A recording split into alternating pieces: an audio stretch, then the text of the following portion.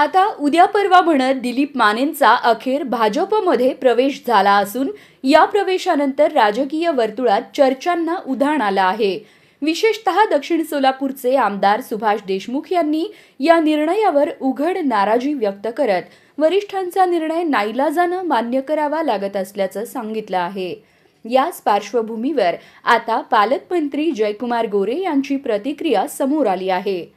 जयकुमार गोरे आणि दिलीप माने यांच्यातील घनिष्ठ संबंध सर्वश्रुत आहेत, त्यामुळे मानेंच्या प्रवेशासाठी गोरेंनीच फिल्डिंग लावली अशी चर्चा होती। मात्र प्रत्यक्ष प्रवेशाच्या वेळी गोरे उपस्थित नव्हते। भाजपचे आमदार कल्याण शेट्टी यांनी पुढाकार घेत मानेंचा प्रवेश घडवून आणल्याचं दिसून आलं।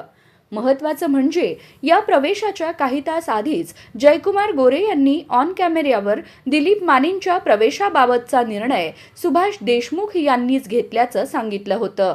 मात्र प्रवेशानंतर गोरेंची भूमिका बदललेली दिसते।